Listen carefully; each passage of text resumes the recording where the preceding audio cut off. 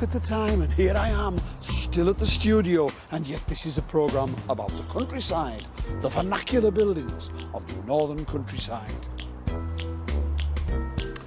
Ordinary buildings built of local materials by local chaps for local purposes in a local style.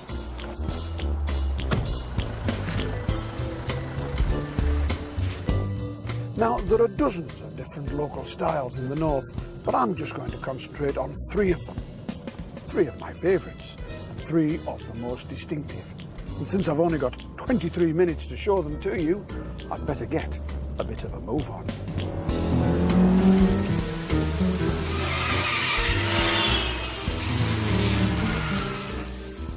I have learnt over recent years to absolutely adore the Yorkshire Dales, especially the northerly dales of Swaledale and Wensleydale, which contain some of the most distinctive and beautiful farming landscapes in Britain.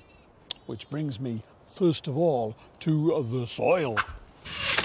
Because we farmers know that the answer lies in the soil. So I want you to look first of all at the ground, at the landscape itself.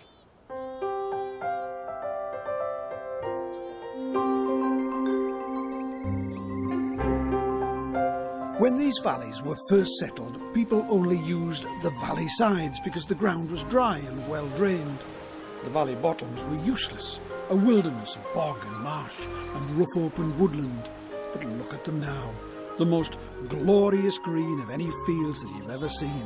It's a marvellous sight, but it isn't a natural one. This landscape was created artificially, and the effort required was immense. First of all, millions of stones had to be cleared away, all by hand.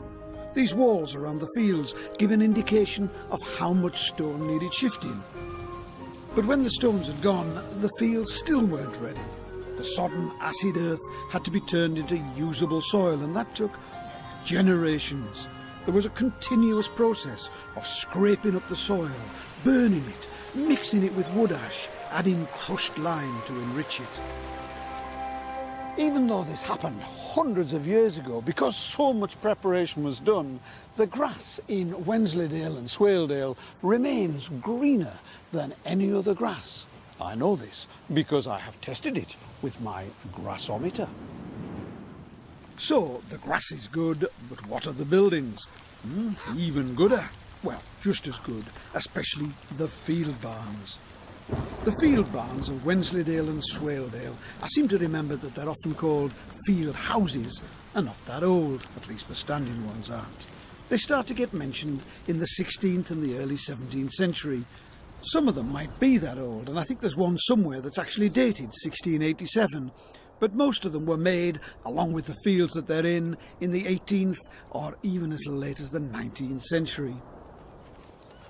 This is a typical example, built of nice local stone, roughly dressed, roughly coursed in rows. These sticky outy stones, now they're a real local feature. They're called through stones, and they go right through the wall. Their purpose is to make the wall stronger, to tie the outer face and the inner face together. All of these field barns have got stone roofs, lovely, lovely sandstone slabs. The carved stones at the foot of the gables are called kneelers, and they're the only thing about this particular building which gives me a clue about its date. They look 19th century to me, mid-19th century even. So what were they for? Well, 2 things really. They were combination byres and barns. But since we're in the Yorkshire Dales, we might as well call them by their proper local names. So this was the shippen, just a few cattle stalls, nice and dark and cosy with a loft up above. Usually the stalls were divided up by wooden partitions, but here they've got big blocks of stone, which makes the place seem somehow more impressive and a little bit more primitive. So that was the shippen. And this is the mew. M-E-W, mew, local word for a hay barn. Not big enough for a whole farm full of hay, but enough to overwinter a few cows in the shippen. It's a common enough arrangement on farms elsewhere to have a building that combines barn and byre. But usually all of the cattle and all of the hay are in one big building close to the farmhouse. And it's only in these northern dales that you find them dispersed in this way, little individual ones in vast numbers, scattered about the fields of the valley bottom like confetti. Why did they do it this way? Well, it was really, really clever. It was all to do with grass. Well, with hay. You see, the climate's really difficult up here, and you need lots of hay to keep the cattle going through the winter. But it's also wet up here, and the terrain is very, very difficult with steep sided slopes. And it was much easier to store the hay here where it was grown, rather than transport it up the mountainsides to the farmhouses and back down to the cattle when they needed it. It was here. It was convenient. Of course, farming has changed since these were built, and you'd think that they'd all have become useless and redundant, but amazingly, lots of them haven't. A lot still get used for some sort of farming use, storage and so on, sheltering sick animals. A few have been converted as camping barns for walkers, but what about the rest? What a burden they must be to maintain. You can imagine them all gradually falling down and disappearing. Would that matter? Oh, it would. They're so distinctive, so attractive, so utterly local that it would be a tragedy if they were allowed to disappear. But fortunately, there have been real efforts made recently to preserve them. The National Park, for example, has put quite a lot of money into preserving not just the odd one, but as many as possible. The whole unique scattering of them. OK, time to zoom west now to see distinctive landscape number 2.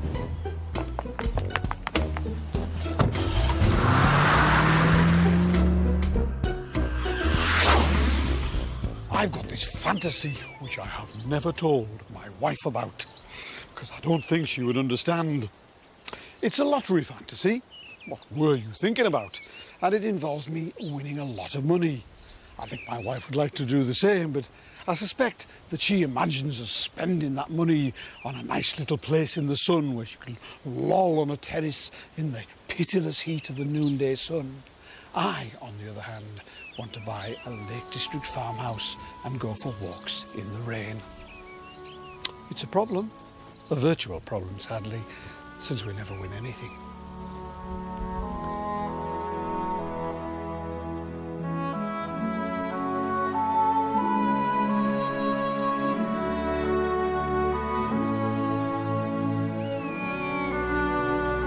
I don't know exactly what my farmhouse looks like, but I know where it is, roughly. It's deep in one of the dales, on the hillside.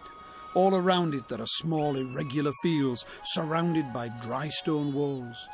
Sheep, needless to say, are chomping the grass in a sheepy sort of way. And the view from the front door of my fantasy house is unparalleled in England, though you'd obviously realised that already. There would be farm buildings attached to the farmhouse in a single range of buildings with a clear colour separation between humans and animals. My house would have nice lime-washed walls, while the animals would have to make do with bare stonework. I wouldn't want those animals to get ideas above their stations. Lake District farm buildings are such perfect examples of vernacular buildings. This one's a barn built entirely of local materials, local slate for the walls, local slates on the roof. And it's also built to cope with local circumstances. There are lots of hills round here, lots of slopes, lots of steep banks. And this barn here is built right into one of those banks. It's called a bank barn, in fact. Rather a clever name, that. It's 2 stories high, but on the side nearest the bank you go straight into the top floor, which is the barn, quite high up and nice and airy. Underneath it are the byres. There are hundreds of bank barns in the lakes, not many anywhere else. And now the house itself. Now my fantasy house would definitely look very like this. Nice mullioned windows. I would demand a roof of lovely old Westmoreland slates. You could call them grey if you wanted, but that would be to ignore the way that the moss and lichen have added splashes of green and yellow to them. I really want huge round chimneys too. I know they're quite rare now, but they're still very typically Lake District. I want my house walls lime washed, of course, to keep the dampness out, because of course it does rain in the Lake District sometimes. Honest, it really does.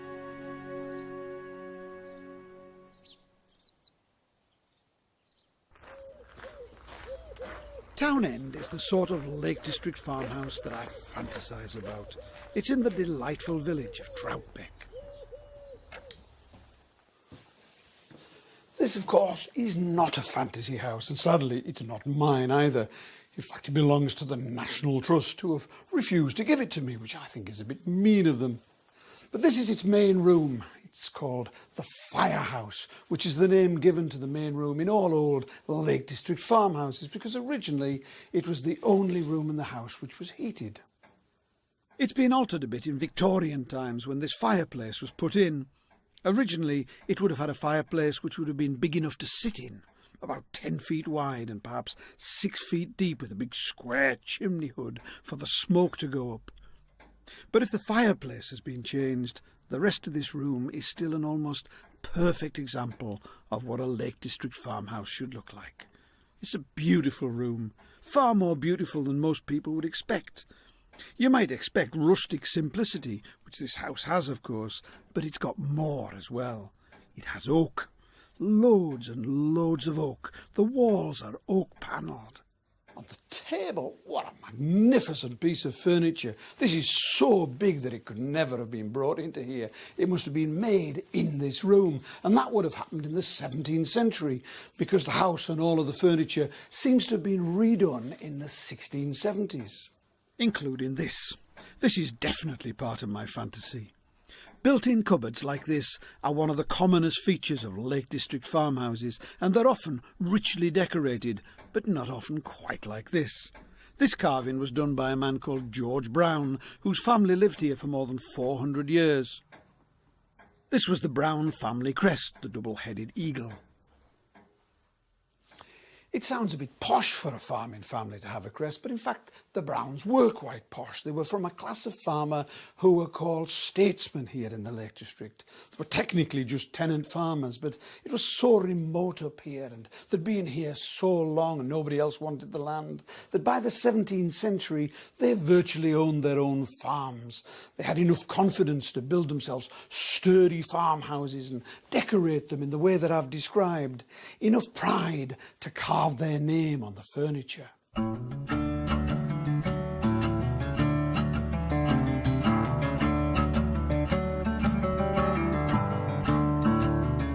The patterns found on 17th century Lake District furniture aren't really like ones found anywhere else.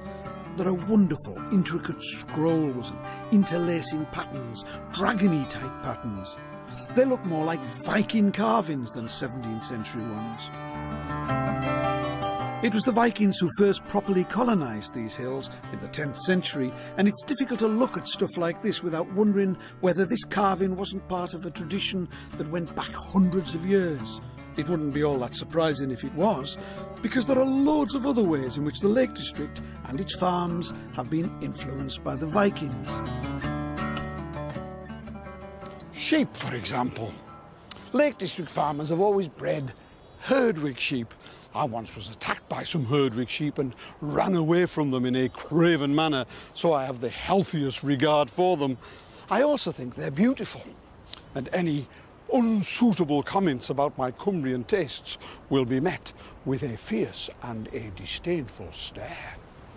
They're lean and mean, and their wool is unusually somewhere between black and grey, and it's also, and you will be impressed by this, heterotypical, which means that it changes from season to season. It's coarse in summer and it's fine in the winter, which makes it denser and more protective when the weather is colder. This is a feature which is very rare among sheep and is only shared by a number of breeds found in Scandinavia, such as the Goth sheep, which are the ones with the black lipstick on. So that's one Viking connection with the recent landscape. Another is the language of the fells. Here I am walking beside the beck, Viking word, beck. I'm in a dale, Viking word. There's thwaits and crags and tarns, all Viking words. What is that I see up yonder? Is it a fell? Viking word. Wherever you go in the Lake District, Viking words leap out and hit you. Literally. Bracken. Viking word.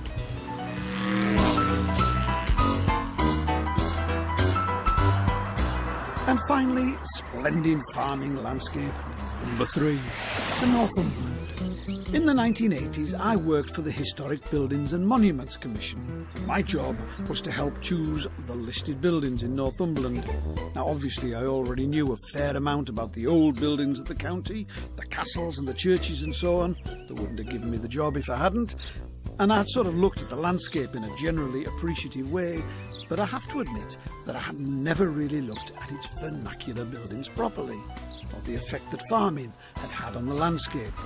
When I did, it came as a bit of a shock. I remember my very first morning on the job.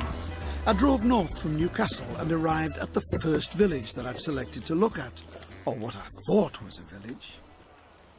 It was called Horton, and it looked suitably villagey on my map, nestled around the junction of 3 roads, with enough buildings to justify giving it the description of a village. But imagine my surprise when I got here and discovered that it wasn't a village at all.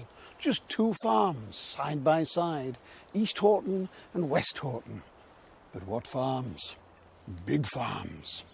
Along one side of the road there was a long row of single-storey farm workers' cottages, maybe 9 or 10 separate cottages attached to each farm. On the other side of the road were the farmhouses, big enough and posh enough to be manor houses. And behind those, vast farm buildings, I mean really vast, with rows of arches and tall chimneys like factory chimneys. They've all been altered a lot since the 1980s, but there were buildings on buildings on buildings. I must have driven past hundreds of others like them, but I realised that I hadn't a clue what any of them were for, or why they were so big. I had to learn. Northumberland's full of big farms. They call them farmsteadings up here, and to a great extent they really do take the place of villages. Here's one of them. Not one of the biggest, but a nicely preserved example. It's called Green Leighton, and it's about as different from the farms that we've seen elsewhere in the programme as it's possible to be. It's not as pretty as they are, and it's much bigger than they are. It's not as old either. It was probably built in the 1840s or 50s, a couple of 100 years after Town End in the Lake District. And it's much better built too. I mean, much more professionally built. I mean, look at this. This is the pigsty, for example, but just look at the quality of the stonework. And this is the hen house and the stables. These are animal accommodation. I bet it's posher than your house. It's certainly posher than mine. The rest of the buildings, I'm not going to give you a systematic tour of the whole place, but it has everything. Even a dovecote up there, built into the buildings. Stables here, cart sheds with these beautiful arches. Isn't that a lovely arrangement? Byres up at the other end, and there are loads of other specialist buildings, all brilliantly organised into one neatly planned package, because this is a planned farm of the Industrial Revolution.